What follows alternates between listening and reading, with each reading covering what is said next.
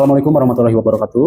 Kami peserta Latsar CPNS Kementerian Imigrasi dan Pemasyarakatan BPPK PDN 2 Jatinangor Angkatan 15 Kelompok 4 Sub 1. Pada kesempatan kali ini kami akan membahas materi mengenai analisis isu kontemporer Asta Cita keempat pembangunan sumber daya manusia.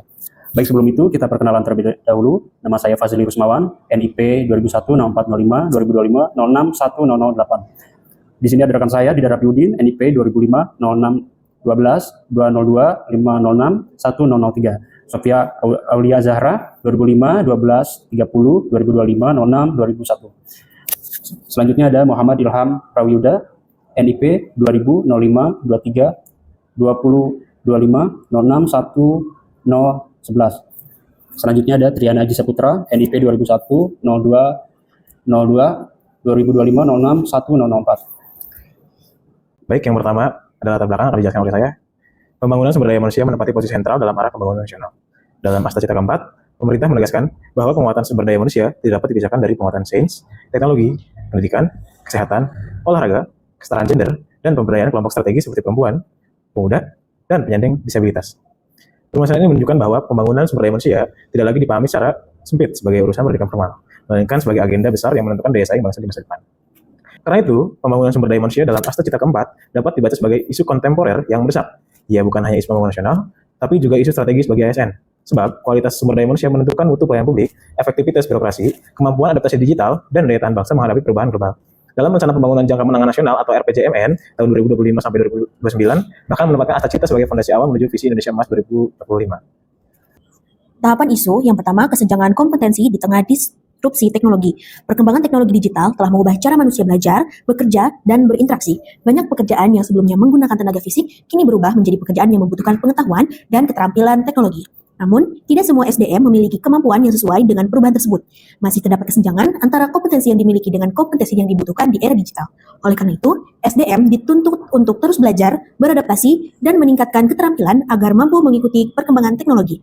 Yang kedua, rendahnya literasi digital dan kesiapan talenta. Penggunaan teknologi digital saat ini semakin luas dalam berbagai bidang seperti pendidikan, pekerjaan, dan pelayanan publik. Namun, kemampuan masyarakat dan aparatur dalam memahami serta memanfaatkan teknologi digital masih belum rata. Sebagian masih menggunakan teknologi hanya untuk kebutuhan dasar, belum memanfaatkan secara produktif, aman, dan bertanggung jawab. Ketiga, kualitas layanan publik yang belum sepenuhnya berbasis SDM unggul. Pelayanan publik yang baik sangat bergantung pada kualitas sumber daya manusia yang menjalankannya. Aparatur yang kompeten, profesional, dan memiliki sikap melayani akan mampu memberikan pelayanan yang cepat, tepat, dan transparan. Namun dalam kenyataannya, kualitas layanan publik masih belum rata. Hal ini dipengaruhi oleh keterbatasan kompetensi, pemanfaatan teknologi yang belum optimal, serta pola kerja yang belum sepenuhnya adaptif. 4. Inklusi pembangunan SDM yang belum sepenuhnya merata. Pembangunan SDM seharusnya memberikan kesempatan yang sama bagi seluruh masyarakat. Namun dalam praktiknya, akses terhadap pendidikan, pelatihan, dan pengembangan keterampilan masih belum rata. Beberapa kelompok masyarakat seperti perempuan, pemuda, penyandang disabilitas, serta masyarakat di wilayah tertentu masih menghadapi keterbatasan dalam memperoleh kesempatan pengembangan diri. Selanjutnya adalah dampak isu. Yang pertama, Indonesia akan sulit bersaing dalam ekonomi berbasis pengetahuan. Dampak dari isu tersebut adalah rendahnya daya saing regional dan global. Posisi Indonesia dalam indeks daya saing global fluktuatif masuk pada peringkat 40 pada tahun 2025, tertinggal dari Singapura, Malaysia, dan Thailand. Hal ini mengakibatkan Indonesia kalah menarik dalam investasi berteknologi tinggi dibandingkan negara tetangga. Yang kedua yaitu stagnasi ekonomi dan ketergantungan sumber daya alam. Ekonomi masih bertumbuh pada konsumsi rumah tangga, kurang dari 55% PDB, dan ekspor komoditas mentah, bukan pada inovasi nilai tambah tinggi. Kurangnya industrialisasi berbasis pengetahuan menghambat transisi menuju negara berpendapatan tinggi. Yang kedua, birokrasi akan tertinggal dalam transformasi digital, sehingga pelayanan publik tetap lambat dan tidak responsif. Pelayanan publik tetap lambat dan rumit. Tanpa digitalisasi, prosedur administrasi akan tetap berbelit-belit, memerlukan fisik dokumen atau kertas, dan tidak efisien waktu serta biayanya. Hal ini mengakibatkan pelayanan lambat yang terus berulang. Kurangnya penggunaan data secara real-time membuat kebijakan atau layanan tidak sesuai dengan perkembangan zaman. Yang ketiga yaitu ketimpangan sosial dapat melebar karena hanya sebagian kelompok yang menikmati manfaat teknologi dan pendidikan berkualitas. Terjebak dalam kemiskinan struktural, kelompok yang tidak memiliki akses ke teknologi dan pendidikan berkualitas akan kesulitan bersaing di pasar kerja modern. Mereka cenderung terjebak pada pekerjaan sektor informal dengan upah rendah yang membuat kemiskinan sulit diputus antar generasi. Eksklusi ekonomi atau penguasaan ekonomi oleh elit. Manfaat ekonomi digital seperti e-commerce, fintech, atau startup hanya akan dinikmati oleh mereka yang punya modal keterampilan digital. Keempat yaitu bonus demografi beresiko berubah menjadi beban demografi jika angkatan kerja tidak dibekali kompetensi yang sesuai. Dampak dari isu ini adalah lonjakan pengangguran terdidik dan skill mismatch. Banyak lulusan pendidikan formal tidak terserap pasar kerja karena ketidaksesuaian keterampilan atau mismatch, baik secara vertikal maupun horizontal. Hal ini memicu frustasi sosial dan inefisiensi ekonomi karena investasi pendidikan tidak berbanding lurus dengan produktivitas. Terjebak dalam middle income trap. Tanpa SDM berkualitas, Indonesia berisiko gagal bertransformasi menjadi negara maju dan tetap terjebak sebagai negara berpendapatan menengah, produktivitas yang sangat rendah, yang membuat ekonomi sulit tumbuh di atas angka kritis, yaitu 6-7% yang dibutuhkan untuk memanfaatkan fase ini. Analisis APKL, aktual, problematik, kelayakan. Nomor 1, ada isu kesenjangan kompetensi SDM di tengah disrupsi teknologi. Dengan nilai di aktual adalah 5, nilai problematik 5, nilai kelayakan 4, nilai layak 4, total untuk isu kesenjangan kompetensi SDM di tengah disrupsi teknologi adalah 18. Untuk nomor 2, isu rendahnya literasi digital dan kesiapan talenta digital. Dengan nilai aktual 5, nilai problematik 5, nilai kelayakan 5, nilai layak 5. Total untuk rendahnya literasi digital dan kesiapan talenta digital adalah 20. Untuk nomor 3, isu kualitas layanan publik belum sepenuhnya didukung SDM unggul. Dengan nilai aktual 4, nilai problematik 5, nilai kelayakan 5, nilai kelayakan 4. Dengan total kualitas layanan publik belum sepenuhnya didukung SDM unggul, nilainya 18. Untuk nomor 4, isu belum meratanya inklusi pembangunan SDM. Dengan nilai aktual 4, nilai problematik 4, nilai kelayakan 5, nilai kelayakan 4. Total nilai belum meratanya inklusi pembangunan SDM adalah 17. Berdasarkan skor APKL, isu dengan nilai tertinggi adalah rendahnya literasi digital dan kesiapan talenta digital dengan total nilai 20. Analisis USG, Urgency, Seriousness, dan Growth. Yang pertama, kesenjangan kompetensi SDM di tengah disrupsi teknologi. Untuk Urgency, 4, Seriousness, 5, Growth, 4, total 13. Kedua, rendahnya literasi digital dan kesiapan talenta digital. Urgency, 5, Seriousness, 5, Growth, 5, total 15. Yang ketiga, kualitas layanan publik belum sepenuhnya didukung SDM unggul. Urgency 4, Seriousness 5, Growth 4, total 13. 4. Belum meratanya inklusi pembangunan SDM. Urgency 4, Seriousness 4, Growth 4, total 12. Berdasarkan penilaian USG, isu dengan skor tertinggi tetap yaitu rendahnya literasi digital dan kesiapan talenta digital dengan skor 15. Selanjutnya, Fishbone. Man, material, mesin, measurement, method, dan environment. Yang pertama, man, yaitu manusia.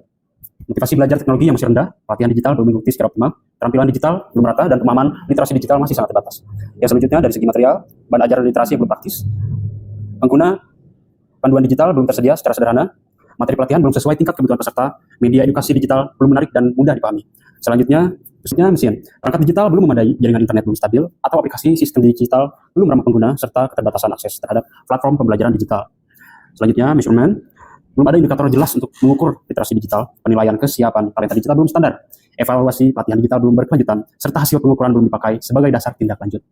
Yang kelima, metode pembelajaran literasi digital belum sistematis, belum ada prosedur penguatan talenta digital yang jelas, pengembangan sumber daya manusia digital belum berbasis kebutuhan nyata, belum ada pembiasaan kerja digital yang konsisten. Yang keenam, environment.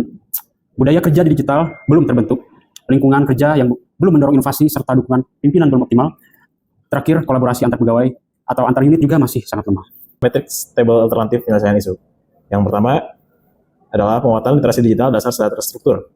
Tahapan alternatif penyelesaian, yang pertama mengidentifikasi kebutuhan literasi digital, yang kedua menentukan materi prioritas, yang ketiga menyusun rencana sosialisasi atau pembelajaran internal, yang keempat melaksanakan kegiatan penguatan literasi digital, dan yang terakhir adalah melakukan evaluasi pemahaman peserta. Hasil yang diharapkan meningkatnya pemahaman dasar tentang literasi digital yang mencakup kecakapan, etika, budaya, dan keamanan digital. Yang kedua adalah penyusunan media panduan literasi digital praktis. Tahapan alternatif penyelesaian yang pertama menginventarisasi kebutuhan informasi digital yang paling dibutuhkan. Yang kedua, mengumpulkan bahan pendukung dari modul. Yang ketiga, menyusun draft panduan infografis atau media sederhana. Yang keempat, melakukan konsultasi dan revisi. Yang terakhir adalah menyebarluaskan panduan kepada pihak terkait. Hasil yang diharapkan tersedianya media panduan praktis yang dapat digunakan sebagai acuan dalam meningkatkan literasi digital. Yang ketiga, pelatihan mini atau coaching internal berbasis kebutuhan kerja. Tahapannya yaitu, pertama, menentukan tema pelatihan yang relevan dengan kebutuhan kerja. Yang kedua, menyusun jadwal dan teknis pelaksanaan. Yang ketiga, menetapkan fasilitator atau pendamping. Yang keempat, melaksanakan pelatihan mini atau coaching. Dan yang terakhir adalah menindaklanjuti dengan pendampingan sederhana. Hasil yang diharapkan adalah meningkatnya kemampuan praktis pegawai dalam memanfaatkan teknologi digital sesuai kebutuhan kerja. Selanjutnya, nomor 4, alternatif penyelesaian, kebiasaan pola kerja digital yang lebih adaptif. Tahapan alternatif penyelesaian adalah 1, mengidentifikasi proses kerja yang masih konvensional. 2, menentukan bagian yang dapat diubah ke pola digital. 3, menyusun langkah pembiasaan kerja baru. 4, melaksanakan uji coba pembiasaan. 5, melakukan evaluasi dan perbaikan. Hasil yang diharapkan adalah terbentuknya kebiasaan kerja yang lebih adaptif, efektif, dan responsif terhadap perubahan digital. Selanjutnya yang kelima yaitu penguatan kolaborasi antar pegawai atau unit dalam pengembangan talenta digital. Tahapan alternatif penyelesaian. 1. Mengidentifikasi pihak yang dapat diajak berkolaborasi. 2. Memetakan kebutuhan dan potensi dukungan. 3. Menyusun bentuk kerjasama atau forum berbagi pengetahuan. 4. Melaksanakan koordinasi dan berbagi praktik baik. 5. Mendokumentasikan hasil kolaborasi. Hasil yang diharapkan adalah terbangunnya sinergi antar pegawai atau antar unit dalam memperkuat talenta digital dan budaya saling belajar. Yang terakhir yaitu yang keenam adalah integrasi literasi digital dengan peningkatan kualitas layanan publik. Tahapan alternatif penyelesaian. 1. Mengidentifikasi kendala layanan yang berkaitan dengan pemanfaatan digital. 2. Menentukan solusi sederhana berbasis digital. Yang ketiga, menyusun langkah penerapan. Yang keempat, melaksanakan perbaikan layanan. Yang kelima, melakukan evaluasi hasil perbaikan. Dan yang hasil yang diharapkan adalah meningkatnya kualitas layanan publik yang lebih mudah, jelas, efektif, dan didukung kecakapan digital. Dan yang terakhir, kesimpulan. Berdasarkan hasil analisis isu dengan metode APKL, USG, dan Fishbone, dapat disimpulkan bahwa isu yang paling prioritas dalam pembahasan pembangunan SDM adalah masih rendahnya literasi digital dan kesiapan talenta digital dalam mendukung pembangunan SDM. Isu ini dinilai paling layak untuk diangkat karena bersifat aktual, problematik, menyangkut kepentingan luas, realistis untuk ditangani, mendesak, berdampak serius, dan berpotensi memburuk apabila tidak segera direspon. Hasil analisis akar masalah menunjukkan bahwa rendahnya literasi digital dan kesiapan talenta digital dipengaruhi oleh beberapa faktor, yaitu keterbatasan pemahaman digital secara menyeluruh, belum kuatnya budaya belajar dan adaptasi terhadap perubahan, belum meratanya sistem penguatan talenta digital, keterbatasan sarana pendukung, serta belum optimalnya integrasi kemampuan digital dalam peningkatan kualitas layanan publik. Oleh karena itu, penyelesaian isu perlu dilakukan melalui langkah-langkah yang terarah, seperti penguatan literasi digital pasar, penyusunan panduan praktis, pelatihan mini berbasis kebutuhan kerja, pembiasaan pola kerja digital yang adaptif, penguatan kolaborasi antar pegawai atau antar unit, serta integrasi literasi digital dalam perbaikan layanan publik. Dengan demikian, penyelesaian isu ini tidak hanya mendorong peningkatan kompetensi SDM, tetapi juga mendukung terwujudnya SDM yang kompeten, adaptif, dan mampu memberikan pelayanan publik yang lebih berkualitas.